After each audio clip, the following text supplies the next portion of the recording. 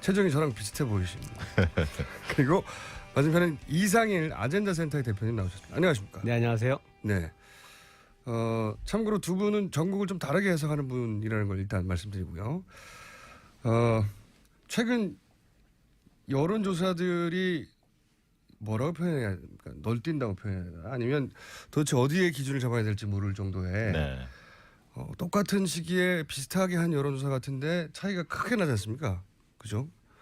우선 두 분이 파악하시는 최근의 여론조사 중에 문제가 좀 있긴 있다 하는 게 있을 수 있고 이건 기법의 문제일 뿐 원론적으로는 문제가 없는 여론조사다 하는 여론조사도 있을 수 있지 않습니까? 네. 구분해서 여론조사가 여론조사는 좀 문제가 있었다 하는 것부터 좀 짚어주시면요. 네, 일단 뭐 박시영 네. 부대표님, 부터. 내일신문이 디오피니언과 조사했던 것이 그 조사 결과가 좀 튀는 결과가 당시에 좀 도출이 됐는데 처음으로 양자 대결에서 안철수 후보가 문재인 후보를 이긴다고 발표되었던 그래서 화제가 됐죠. 네, 그 조사 결과가 문제가 좀 됐던 이유는 쟁점이 됐던 이유는 당 지지도 민주당 지지도가 현격하게 낮게 나왔었습니다. 20%대가 나왔죠. 예, 다른 유사 기간 내 조사했던 거에 비하면 뭐 거의 15%에서 20% 정도가 낮게 나왔기 때문에 왜 그런가 이렇게 들여다봤더니 그러니까 지금 문제 삼으시는 거는 안철수 후보와 문재인 후보의 양자 대결에서 안철수 후보가 처음으로 이긴 걸로 발표된 게 그 지점이 아니라 네. 정당 지지도 부분을 보고 이제 지금 문제 그렇죠. 왜냐하면 양자 대결 뭐 그렇게 될 수도 있는데 문제는 이 표본 자체가 틀어져 있느냐. 그래서 정당 지지도도 낮고 문재인 후보 지지도도 낮고 그래서 결국 양자 대결에서 안철수 후보가 이긴 것 아닌가 이렇게 이제 의심을 할 수가 있는 건데요. 표본 자체가 좀 틀어져 있다. 저는 그렇게 봤습니다.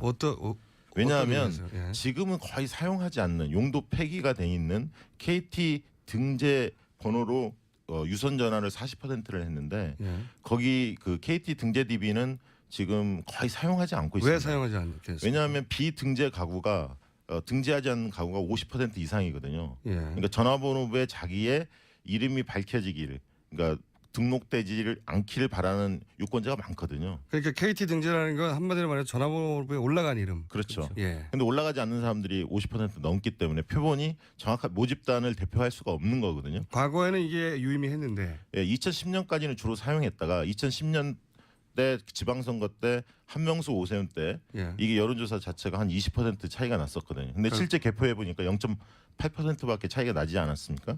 그러다 보니까 이 방식이 잘못됐다. 이렇게 이제 반성을 하고 그 뒤에 RDD 방식으로 이렇게 바꿨거든요. 이미 무작위로 전화를 거는 방식으로 그렇게 바뀌었는데 갑자기 뜬금없이 과거의 조사 방식을 이번에 고집을 했기 때문에 내일신문이 갑자기 이 조사 결과 상당히 튀는 조사 결과 도출이 됐습니다.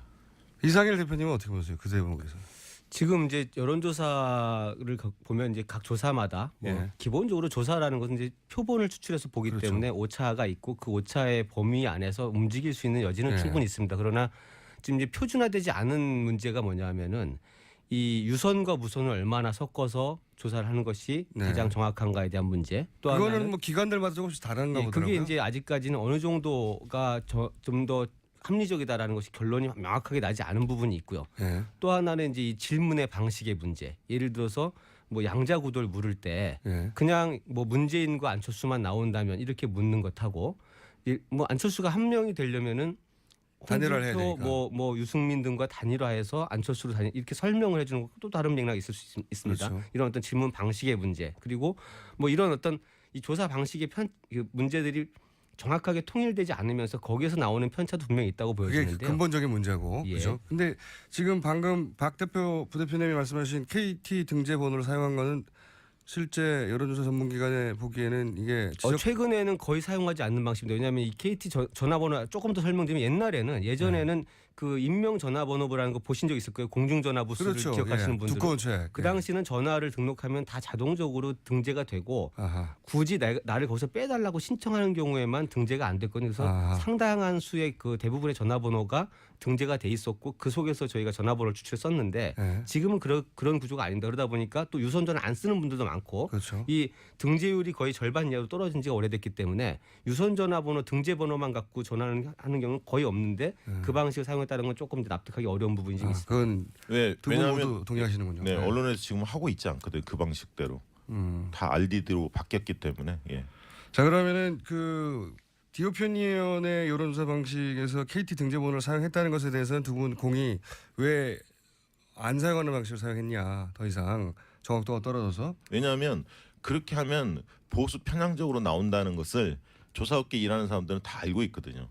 그 알겠습니다. 부분에 대해서 한 가지는 뭐 우리가 이제 알 수 없는 부분이 뭐냐면 이게 의도적인 거냐 아니면 비의도적인 에러냐 이 부분은 이제 확증할 수는 없죠. 그러니까 그렇죠. 알고 경험이 많은 사람인데도 불구하고 알고 그렇게 한 것인지 오히려 경험이 부족했기 때문에 이게 왜냐하면 RDD라는 것이 이제 국번 앞자리 뒷자리를 다 무작위로 생성시켜 전화번호를 만들어서 데이터베이스를 만든 다음에 랜덤으로 한다는 거죠. 하는 건데 이 방식이 이제 상당히 번거롭고 뭐 어떻게 보면 여러 가지 절차를 거쳐야 되는 부분이 있으니까 그냥 손쉽게 뭐 모르는 상태에서 그렇게 해서 된 건지 근데 이건 알 수가 없습니다. 모를 수가 있나요? KT 등재를 사용하면 근데 보수 뭐 편향이 나온다는 거. 여론조사의 어떤 경험이나 이런 그거에 따라 개인에 따라서는 그런 것을 충분히 좀 이렇게 숙지하지 못했을 근데 가능성도 뭐 있을 수 있습니다. 이 조사의 또 문제는 뭐냐면 비적격 사례가 굉장히 적게 나왔습니다. KT 등재 DB로 했을 경우에. 비적격이라는 건 이제 전화를 걸었는데 팩스라든가 결번이라든가 네, 뭐. 그런 겁니다. 그런데 굉장히 적게 나왔던 걸 보면 이것을 KT 등재 DB 내에서도 과거에 조사에 응답했던 사람들 그런 어떤 회사마다 풀을 가지고 있는 경우들이 있거든요. 아하. 그 안에서 조사한 게 아닌가 하는 하는 의구심이 의구심이 든다는 거죠. 이 대목은요. 글쎄 그 부분에 대해서 저도 이제 뭐냐면은 조사기관들 입장에서는 뭐 이렇게 전화를 걸었는데 다 뭐 안 걸리고 이런 번호가 너무 많다 보면 시간과 비용이 많이 들어가니까 네, 그걸 걸러낸다. 좀 절약하기 줄이기 위해서 어쨌든 이제 이그 허수가 없는 번호들 추출하려는 노력을 많이 합니다. 그래서 그렇겠죠. 일종의 이제 가상 데이터베이스를 좀 더 만들어 놓고 그 안에 추출하는 경우가 많이 있는데요. 이게 이제 어느 정도는 소위 말하는 커버리지라고 하죠. 전화번호를 우리가 이게 1번부터 9,999번이 있으면 그 네. 안에서 뽑아낼 수 있는 틀을 최대한 확보한 상태에서 해야 되는데 그러니까 정확하게 전달될 수 있는 번호라고 알고 있는 그 좁은 풀 안에서 전화번호를 뽑을 때는 네. 이 번호들이 전체 번호를 대표할 수 있는 거냐 대표성의 문제가 일그러질 수 있습니다. 이 부분을 이제 알고 있냐 모르겠냐 여전히 모르는 문제지만 여전히 이제 의도는 모르겠지만 이 기법에 문제가 있긴 있다 이렇게 말씀하시는 그렇게 거고. 좀 보여지죠. 그러면 그 이어서 나왔던 이제 KBS 연합뉴스 코리아 리서치 여기서 이제 샘플링에 문제가 있다. 그러니까 국번 네 자릿수 국번을 8,000개 정도 사용했다가 이번 조사에서는 60개만 사용했고 이런 문제 제가 한번 다뤘거든요. 한번 다뤘는데 여기도 역시 샘플링에 문제가 있다고 이제 보시는 거겠죠, 두 분 다? 예, 뭐 이게 전혀 사용하지 않는 방식은 아닙니다. 이제 예를 들어서 뭐 국번에 어떤 국번은 걸어봤자 다 없는 번호더라 이런 경우 이제 제거할 수 있는 건 뭐 상식인데요. 이거를 그렇게 아주 현저하게 줄여가지고 좁은 풀 안에서 뽑아도 나머지 국번에 있는 번호를 다 커버할 수 있다 이렇게 보는 건 좀 어려울 수 있거든요. 그래서 대표성이 없어진다. 그러면 예, 이 부분은 좀 납득이 안 되는 게 그 KBS 연합뉴스하고 조사한 코리아 리서치라는 기관은 이제 언론사 중앙 언론사도 오랜 시간 조사를 했고 많은 경험이 있는 회사인데 이게 이제 그 직전에 했던 조사와 이번에 발표한 조사 사이 방법의 차이가 심각하게 나타나면서 이 조사에 어떤 문제가 있는 게 아니라는 논란을 빚고 있습니다. 그래서 왜 이렇게까지 그 전화번호의 풀을 좁혀서 했는지 알겠습니다. 이 부분을 좀 조사가 뭐 아마 송관이가 지금 그거를 들여다보고 있는 걸로 알고 있습니다. 그렇죠. 이게 이제 추이 조사를 하려면 계속 매월 했기 때문에 비슷한 방식으로 해야 하는데 갑자기 좀 바꾼 거 이게 좀 이례적이다 이렇게 볼 수 있는 대목인 것 같습니다. 알겠습니다. 이 여론조사 문제는 여러 번 지적됐었는데 두 분이 이제 나오셨기 때문에 간단하게 짚어봤고요. 자, 지금 그 안철수 후보, 문재인 후보 두 양 후보에게 관심이 대단히 집중돼 있고 그러면서 안철수 후보가 단기간에 그 지지율이 급상승하다 보니까 더더욱 그런 것 같기도 한데 안철수 후보에 대한 안철수 후보 입장에서는 당연히 네거티브 공세라고 하겠죠. 여러 가지 키워드들이 검색어가 매일 오르고 있어요. 하루에도. 이것이 소위 이런 네거티브를 일단 하죠. 네. 뭐 반대쪽에는 검증이라고 하겠지만 이런 공세가 지지율에 영향을 미칠까요? 어떻게 보십니까? 저는 일부 영향을 미칠 거라고 봅니다. 왜냐하면 안철수 후보의 경우에는 그동안은 10%의 지지율을 유지하고 있었기 때문에 갑자기 뛴 거 아닙니까? 네. 갑자기 뛰었기 때문에 사실 검증을 혹독하게 받은 바는 없거든요. 그래서 이제부터 시작인 것 같고요. 그래서 이제 문재인 후보에게 집중됐던 검증 공세가 안철수 후보로 옮겨가는 현상이 좀 보여지고 있는데요. 가랑비에 옷 젖는다는 말이 있습니다. 그래서 실질적으로 이제 네거티브 중에서 의혹이 아닌 경우도 있지만 의혹이 사실로 밝혀지는 경우도 있거든요. 그래서 다소 타격이 있을 거다 이렇게 좀 보여지고 있습니다. 타격이 있길 바라시는 건 아닙니까? 너무 급격하게 지금 이제 지지율이 상승했잖아요. 며칠 사이에 뭐 한 일주일 사이에 그 급상승을 했는데 뭐 안철수 후보나 국민의당 입장에서는 본인들이 그동안 준비해 온 것이 드디어 드러난 거다 이렇게 뭐 평가를 하고 싶겠지만 사실 가만히 들여다보면은 이 지지율의 실체는 안철수의 힘이라기보다는 이제 문재인이 아닌 대안을 바라는 비문 정서의 강력함 어떤 그 사이즈를 보여주는 힘이라고 보여지는데요. 지금 저도 말씀하신 것처럼 보통 네거티브나 여러 가지 그런 공방들이 대개 지지층이 이제 확고하게 갈라진 상태에서는 자기가 좋아하는 후보의 말은 믿고 상대 후보의 나쁜 점만 보기 때문에 별로 이렇게 그렇죠. 큰 영향을 안 주는데 안철수의 지지층은 지금 급격하게 모여든 이게 뭔가 예를 들어 뭐 그 집이라고 치면 아직 부실한 명확하게 콘크리트 다 마르지 않은 집이란 말이에요. 그런 상태에서는 이게 모르는 이슈들, 그러니까 안철수의 입으로 우리가 검증을 듣기 원하는 이슈들을 제기했을 때 어떤 대답을 내놓느냐 이런 것들에 따라서 아직은 이 유동성이 상당히 큰 그런 지지층이 아닌가 저도 그렇게 봅니다. 그렇군요. 두 분 모두 그렇게 보시는 거군요. 그러니까 오랫동안 굳혀져 왔던 지지층이면 모르겠는데 안철수 후보 같은 경우에는 단기간에 급상승을 했기 때문에 꼭 급상승한 부분만큼의 지지층은 아직도 견고하지는 않다. 네, 그렇습니다. 그러니까 안철수 지지층 분석해 보면 호감층이 상당히 넓습니다. 그러니까 비호감층은 굉장히 적지만 좋아하는 사람들의 깊이가 강하지가 않습니다. 그러니까 층은 넓은데 깊이가 좀 얕다. 그렇죠. 그러니까 문재인 후보가 그게 반대입니다. 문재인 후보는 호감층은 안 후보만큼 넓진 않아 이 지지 강도, 충성도는 굉장히 깊거든요. 때문에 이게 이제 바람이 불면 어떤 그 만약에 검증 공방 속에서 이게 문제가 야기되면 많이 출렁거릴 수 있는 그런 구조를 가지고 있습니다. 바람이 불어서 안철수 후보가 확 올라갈 수 있고 올라왔고 실제로. 그런데 지금 말씀하신 데는 그렇게 비호감도가 낮고 그 소위 말해서 안철수 후보 진영에서는 이게 확장성이라고 표현해 왔죠. 확장성이 넓다는 게 이번 입증이 된 것이다 이렇게 말하는데 깊이가 아직 얕다. 그렇죠. 그러니까 개인적으로 안철수 후보에 대해 싫어하는 사람은 많지는 않지만 대통령감이다. 이 부분에 대한 확신은 아직까지 강하게 형성돼 있다 볼 수는 없거든요. 그런데 그 부분을 해결하면 자기 지지율을 가져가는 거 아닙니까? 그렇죠. 근데 그건 또 다른 각도에서 볼 수 있는데요. 하나는 뭐냐면 지금 말씀하신 저도 문재인 후보의 지지층은 정말 여러 가지 시련을 다 겪고도 남아 있는 굉장히 강력한 지지층이 다수가 있다고 생각합니다. 그래서 이게 흔들리지 않는 가능성이 많은데 반면 다른 각도에서 보면 안철수의 지지층이라는 건 결국은 문재인을 싫어하는 적어도 아니면 비문 정서 소위. 근데 이게 굉장히 강력하고 생각보다 굉장히 폭이 넓다라는 것이 이번에 입증이 된 거거든요. 그러면 이 사람들 입장에서는 안철수라는 후보한테서 도저히 저 사람 대통령 인정할 수 없다라는 정도의 결함을 발견하지 않는 한 문재인을 싫어하는 정서가 너무 강할 때는 결국은 대안으로 안철수한테 계속 묶일 수밖에 없는 게 아니냐. 그렇게 본다면 이거는 얘기다. 안철수의 힘의 문제가 아니라 문재인이 이 문제를 어떻게 깨느냐의 문제일 수도 있다라는 거죠. 그런데 지금의 지지도는 점점 재밌어지고 있습니다. 호감도의 반영일 뿐이고 이게 이제 시간이 후보 등록일이 다가오면 어떻게 되냐면 인물 대결에서 인물과 세력 대결로 바뀝니다. 그러니까 정당까지 따져보고요.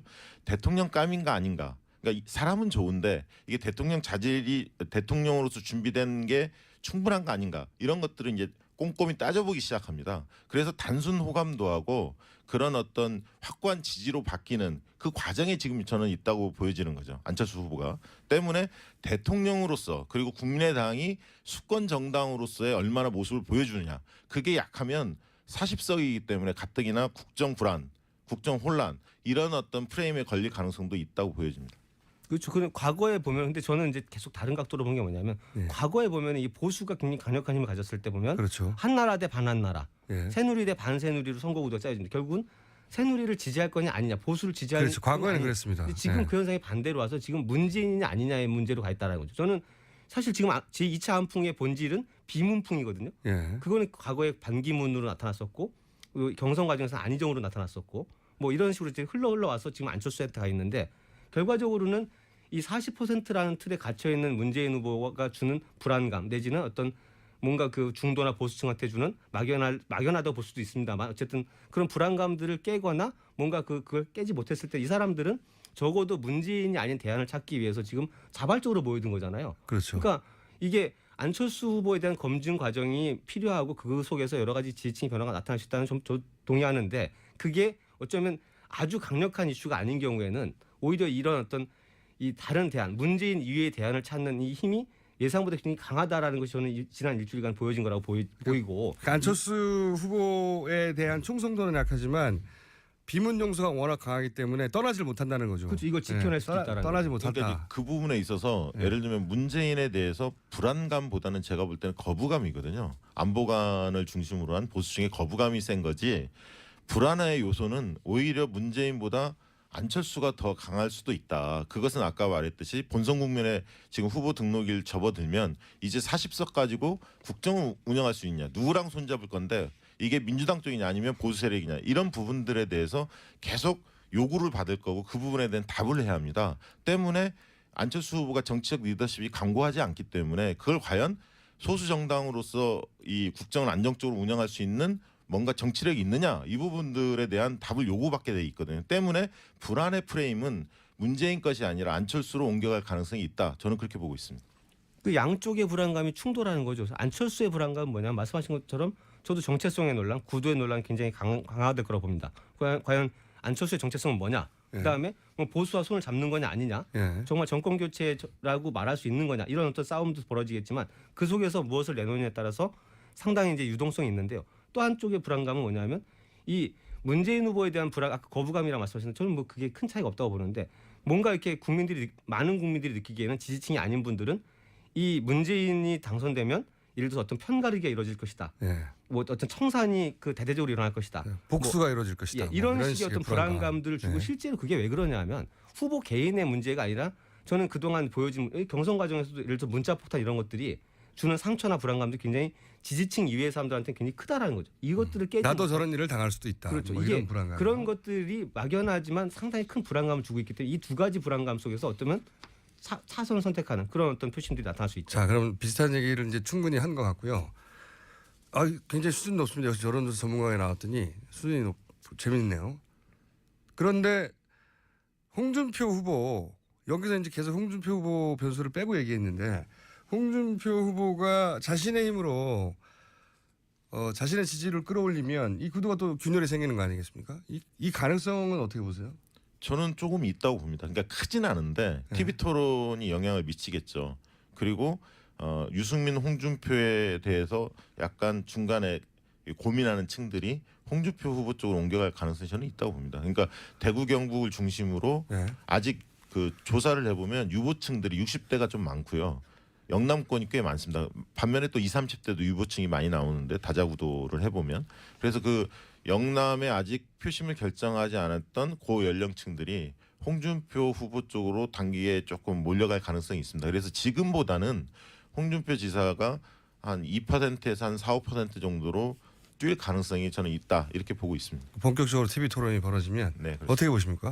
저도 지금 이제 보수층이 아직 확고하게 마음을 정한 건 아니라고 보이거든요. 지금 이제 뭐 상당수가 유보하고 있거나 안철수 후보한테 좀 쏠려 있지만 그러나 이제 이 뭐 홍준표 후보의 힘이기도 하고 그다음에 보수 자체의 고민이기도 할 텐데 과연 대선에서 영남 보수 정당 두 개를 다 버리고 야당을 지지해서 어떤 차악을 택하는 것이 그 이후에 어떤 결과를 가져올 것이 여기에 대한 어떤 이 논란들이 충분히 앞으로 벌어질 거고 그 속에서 결국은 그래도 뭐 대세는 아니더라도 보수 정당을 지켜내는 것이 그 이후의 미래를 위해서 나은 게 아니냐 이런 부분 충분히 있을 수 있거든요. 이번 대선은 어쩔 수가 없고 차라리 보수 정당을 기본을 지켜놓자 뭐 이런. 예를 들어서 정말 유의미하지도 않은 수준의 득표율로 끝났을 때 과연 그 이후에 정당이 어떻게 살아갈 수 있을 것인가 이런 고민들. 그다음 그 이후에 뭐 박근혜 전 대통령을 지지하는 쪽에서는 누가 도대체 박 전 대통령을 지킬 건데 이런 어떤 문제들 이렇게 봤을 때 과연 보수가 지금처럼 이제 문재인이 아닌 대안을 위해서 안철수한테 전폭적으로 지지를 끝까지 보낼 거냐 아니면 보수를 살리는 길에도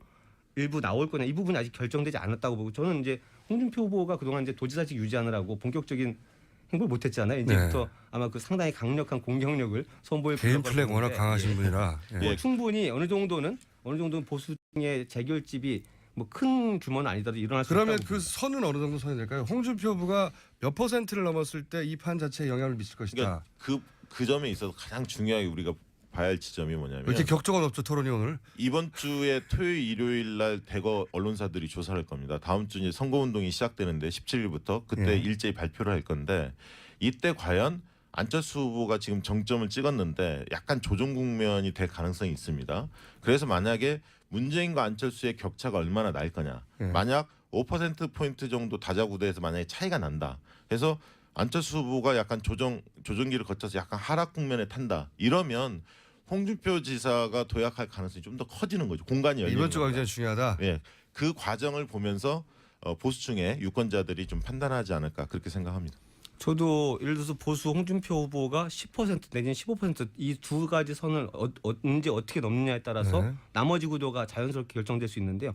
예를 들면은 지금 이제 문재인 안철수의 싸움이 격화됐을 때 과연 강력한 진보층은 어떤 선택할까? 예를 들면 반대로 심상정 후보한테 갈 수도 있습니다. 좀 더 선명한 그 진보 노선을 걷는. 그럼 결국 보수와 가장 왼쪽에 있는 진보가 15에서 20% 가져간다는 얘기는 문재인과 안철수가 나눌 수 있는 표가 80%라는 얘기거든요. 여기에서 이제 굉장히 박빙의 싸움이 벌어질 수도 있고 결국 보수가 몇 %를 끌어모으느냐에 따라서 이것이 이제 판이 결정되는 반대로 볼 수도 있죠. 안철수 그 문재인의 대결 구도에서 오히려 홍준표 후보가 얼마를 해내느냐를 지켜보는 게 제일 중요한 변수일 수도 있겠습니다. 그렇죠. 이 상관관계는 역상관관계는 결국 안철수와 홍준표 사이에서 일어날 가능성이 많은데요. 이제 문재인 지지층 어느 정도 고정화돼 있다고 본다면 결국 보수가 쏠렸던 것들을 얼마나 다시 중도로 쏠린 걸 얼마나 되찾아갈 것이냐 여기에 따라서 안철수가 얻을 수 있는 표가 최대치가 결정되는 거죠. 한마디 보태면 이 문재인 후보가 지금 40% 박스권에 갇혀 있는데요. 이게 5% 올리는 게 굉장히 중요합니다. 사실은 45%로 안정적으로 도달을 하면 이 판 자체가 새로운 국면을 열릴 수도 왜 있습니다. 그렇습니까? 그렇게 된다면 안철수 후보의 차이가 7% 이상 차이가 벌어진다는 걸 뜻하는 거거든요. 45%를 찍으면 그러면 이제 아까 했던 안철수 될 사람 찍어주자라고 생각했던 보수층들이 일부가 아까 그 유상일 대표 얘기한 대로 보수 정당을 좀 키워야 하는 거 아니냐. 대세가 넘어갔다. 네, 그렇게 볼 수가 있는 거죠. 그래서 그러면 5%는 어디서 이 획득을 할 거냐. 이 부분은 안희정 지지층, 이재명 지지층 중에서 일부 안철수로 가 있는 한 2, 3% 그리고 아직 마음을 정하지 못하고 판단 유보층으로 남아 있는 또 3에서 5% 이들을 어떻게 문재인 후보가 공략하느냐에 따라서 많이 판이 달라질 수도 있다. 저는 그렇게 봅니다. 문재인 후보 사이드에서의 고민은 그러다면 안철수 후보 사이드에서 그러면 지금 이번 주에 집중적으로 공략해야 되는 건 뭡니까? 저는 결국은 이제 통합이라는 가치, 통합이나 연대라는 큰 틀의 가치를 계속 내세우고 새 정치를 내세워왔는데 그 깃발 아래 지금 많은 사람들이 이질적인 사람이 모여들었거든요. 이 부분을 적어도 어떻게 하면 이제 어떤 명분으로 계속 끌어안을 수 있는지를 그 부분을 충성도를 강화시켜야 된다. 그렇죠. 한마디로. 그러니까 일단 처음에는 빌려왔던 지지율을 하더라도 잠깐 가봤더니 이 사람이 좋다. 괜찮고 대통령 자격이 있다고 하는 인상을 계속 주는. 적어도 그렇죠. 이제 지금은 자발적으로 보여준 지지층인데 이거를 적어도 후보나 정당이 우리는 그럼 지지하는 분들한테 무엇을 줄 것인가에 대해서 내놓을 이제 때가 된 거죠. 이 부분이 많이 명확하지 않을 때는 상당히 흐트러질 수도 있는. 그게 이제 안철수 캠프의 딜레마인 것 같아요. 호남도 잡아야 되고 TK도 잡아야 하는. 그렇죠. 양손에 떡을 진 꼴인데요. 좀 이질적인 조합이고요. 무엇보다도 아까 말씀드렸듯이 여기 성공하면 사실은 대단한 일을 해내는 거죠. 그렇죠. 대단한 일을 아무도 못했던 대단한 일을 해내는 건데 그만큼 어려운 숙제 앞에 있는 거네 지금 안철수 후보가. 그리고 이번 싸움이 대선이 꼭 국정농단 세력에 대한 심판 이것만 있는 거 아닙니다. 그게 기폭제는 됐지만 밑바닥에는 이명박 박근혜 정부에 대한 실정에 대한 심판이 밑바탕에 깔려 있는 거죠. 그래서 그 부분에 대한 안철수 후보의 입장 그리고 그 부분을 만약에 문재인 후보가 쟁점화 시켰을 때 어떤 스탠스를 취할 거냐 이런 부분들이 고민되는 지점일 겁니다. 안철수 후보 캠프에서는 그러면 이번 주 뭐 양쪽 다 마찬가지는 이번 주가 굉장히 중요한 한 주다. 그렇죠. 후보 등록 전후를까지 이 흐름을 유지하거나 강화시킬 수 있다라고 하면 상당히 탄력을 받을 수도 있고요. 올라가는 추세냐 정체냐 내려가는 추세냐가 이번 한 주를 지켜보면 좀 나오겠죠. 그렇습니다. 워낙 주목도가 높으니까 아마 소소한 이슈까지도 뭐 크게 아마 화제가 되고. 그러니까 유치원 공약이 이렇게 검색어를 하루 종일 차지할지는 전혀 몰랐는데 그만큼 관심도가 높은 거죠. 그렇죠. 어떤 사람인지 궁금해하는 겁니다. 진보든 보수든. 그렇죠. 그래서 저는 안철수 캠프가 지금 조심조심 행보해야 되는 타이밍이다. 대단히. 그런 생각이 드는데 저희가 이 코너를 고정으로 추천해 달라고 하는 문자가 이렇게 많이 오긴 처음입니다. 두 분이 직원을 고용하셨나요? 아, 그러면 저희가 그동안 고퀄리티가 아니었다는 얘기인가요? 너무 고퀄리티라는 문자가 많이 오네요. 예. 직원들을 동원하신 것 같고. 금방 시간 지나갔어요. 이야, 아주 재밌었고요. 저희가 그렇지 않아도 이 코너를 고정으로 하려고 합니다. 예, 근데 마음이 급해서 제목을 못 정했어요. 예. 제목 없는 상태로 대선이 끝날 수도 있는데 굉장히 고급한 분석이었습니다. 자, 오늘 모신 두 분은 박시영 윈즈코리아 컨설팅 부대표님 감사합니다. 네. 이상일 아젠다센터의 대표님이었습니다. 감사합니다. 감사합니다. 감사합니다. 다음 주에 또 뵙겠습니다. 유선 전화를 40%를 했는데 예. 거기 그 KT 등재 DB는 지금 거의 사용하지 않고 있습니다. 왜 사용하지 않겠습니까? 왜냐하면 비등재 가구가 등재하지 않는 가구가 50% 이상이거든요. 예. 그러니까 전화번호부에 자기의 이름이 밝혀지기를, 그러니까 등록되지를 않기를 바라는 유권자가 많거든요. 그러니까 KT 등재라는 건 한마디로 말해서 전화번호부에 올라간 이름. 그렇죠. 예. 근데 올라가지 않는 사람들이 50% 넘기 때문에 표본이 정확한 모집단을 대표할 수가 없는 거거든요. 과거에는 이게 유의미했는데. 예, 2010년까지는 주로 사용했다가 2010년 때 지방선거 때 한명수 오세훈 때 예. 이게 여론조사 자체가 한 20% 차이가 났었거든요. 근데 실제 개표해 보니까 0.8%밖에 차이가 나지 않았습니까? 그러다 보니까 이 방식이 잘못됐다. 이렇게 이제 반성을 하고 그 뒤에 RDD 방식으로 이렇게 바꿨거든요. 이미 무작위로 전화를 거는 방식으로 그렇게 바뀌었는데 갑자기 뜬금없이 과거의 조사 방식을 이번에 고집을 했기 때문에 내일신문이 갑자기 이 조사 결과 상당히 튀는 조사 결과 도출이 됐습니다. 이상일 대표님은 어떻게 보세요? 그 대목에서. 지금 이제 여론조사를 보면 이제 각 조사마다 예. 기본적으로 조사라는 것은 이제 표본을 추출해서 보기 그렇죠. 때문에 오차가 있고 그 오차의 범위 안에서 움직일 수 있는 여지는 예. 충분히 있습니다. 그러나 지금 이제 표준화되지 않은 문제가 뭐냐면은 이 유선과 무선을 얼마나 섞어서 조사를 하는 것이 네. 가장 정확한가에 대한 문제. 또 그거는 하나는 뭐 기관들마다 조금씩 다른가 예, 보더라고요. 그게 이제 아직까지는 어느 정도가 좀 더 합리적이다라는 것이 결론이 명확하게 나지 않은 부분이 있고요. 예. 또 하나는 이제 이 질문의 방식의 문제. 예를 들어서 뭐 양자 구도를 물을 때 예. 그냥 뭐 문재인과 안철수만 나온다면 이렇게 묻는 것하고 뭐 안철수가 한 명이 되려면은 단일화를 해야 홍준표 되니까. 뭐 유승민 등과 단일화해서 안철수로 이렇게 설명을 해주는 것도 다른 맥락이 있을 수 있습니다. 그렇죠. 이런 어떤 질문 방식의 문제 그리고 뭐 이런 어떤 이 조사 방식의 문제들이 정확하게 통일되지 않으면서 거기에서 나오는 편차도 분명히 있다고 그게 보여지는데요. 근본적인 문제고. 예. 그죠? 근데 지금 방금 박 대표 부대표님이 말씀하신 KT 등재 번호를 사용한 거는 실제 여론조사 전문기관에 보기에는 이게 최근에는 거의 사용하지 않는 방식입니다. 왜냐하면 체정이 저랑 비슷해 보이십니다. 그리고 맞은편은 이상일 아젠다센터의 대표님 나오셨습니다. 안녕하십니까? 네, 안녕하세요. 네. 참고로 두 분은 전국을 좀 다르게 해석하는 분이라는 걸 일단 말씀드리고요. 최근 여론조사들이 뭐라고 표현해야 됩니까? 널뛴다고 표현해야 되나? 아니면 도대체 어디에 기준을 잡아야 될지 모를 정도의 네. 똑같은 시기에 비슷하게 한 여론조사 같은데 차이가 크게 나지 않습니까? 그죠? 우선 두 분이 파악하시는 최근의 여론조사 중에 문제가 좀 있긴 있다 하는 게 있을 수 있고 이건 기법의 문제일 뿐 원론적으로는 문제가 없는 여론조사다 하는 여론조사도 있을 수 있지 않습니까? 네. 구분해서 여론조사가 이런 여론조사는 좀 문제가 있었다 하는 것부터 좀 짚어주시면요. 네, 일단 뭐 박시영 네. 부대표님, 부터.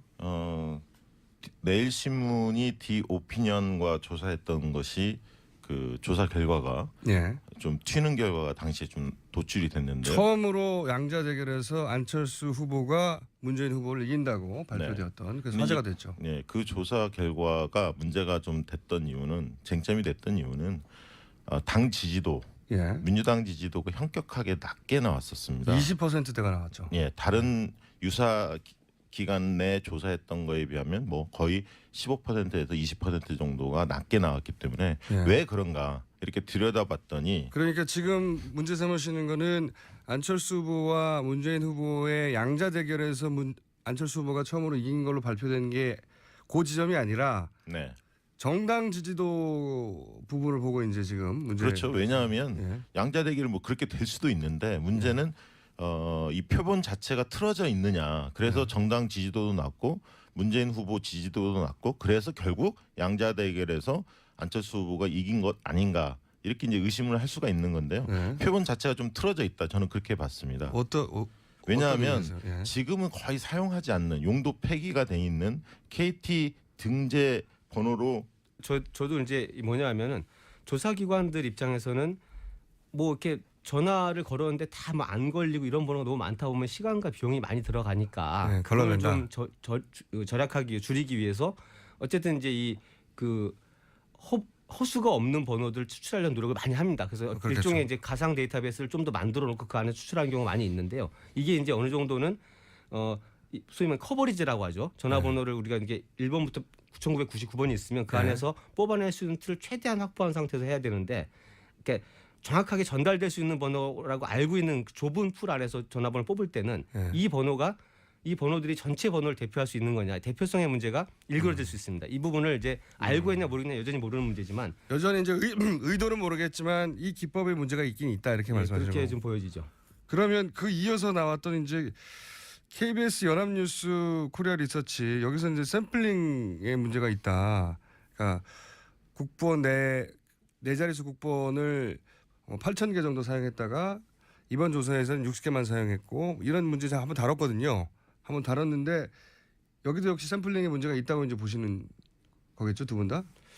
예, 뭐 이게 전혀 사용하지 않는 방식은 아닙니다. 이제 예를 들어서 뭐 국번에 어떤 국번은 걸어봤자 다 없는 번호더라 이런 경우 이제 제거할 수 있는 건 뭐 상식인데요.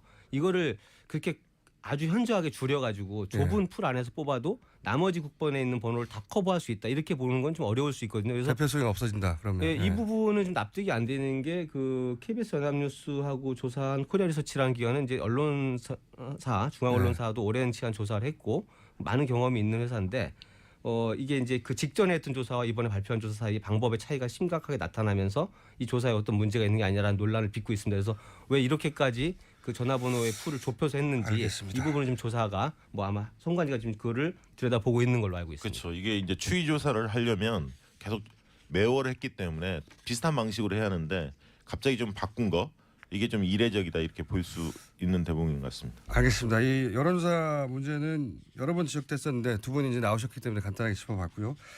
자, 지금 그 안철수 후보, 문재인 후보 두 양 후보에게 관심이 대단히 집중돼 있고 그러면서 안철수 후보가 단기간에 그 지지율이 급상승하다 보니까 더더욱 그런 것 같기도 한데 안철수 후보에 대한 안철수 후보 입장에서는 당연히 네거티브 공세라고 하겠죠. 여러 가지 키워드들이 검색어가 매일 오르고 있어요. 하루에도. 이것이 소위 이런 네거티브를 일단 하죠. 네. 뭐 반대쪽에는 검증이라고 하겠지만 이런 공세가 지지율에 영향을 미칠까요? 어떻게 보십니까? 저는 일부 영향을 미칠 거라고 봅니다. 왜냐하면 안철수 후보의 경우에는 그동안은 10%의 지지율을 유지하고 있었기 때문에 갑자기 뛴 거 아닙니까? 갑자기 뛰었기 때문에 사실 검증을 혹독하게 받은 바는 없거든요. 그래서 이제부터 시작인 것 같고요. 그래서 이제 문재인 후보에게 집중됐던 검증 공세가 안철수 후보로 옮겨가는 현상이 좀 보여지고 있는데요. 가랑비에 옷 젖는다는 말이 있습니다. 그래서 실질적으로 이제 네거티브 중에서 의혹이 아닌 경우도 있지만 의혹이 사실로 밝혀지는 경우도 있거든요. 그래서 다소 타격이 있을 거다 이렇게 좀 보여지고 있습니다. 타격이 있길 바라시는 건 아닙니까?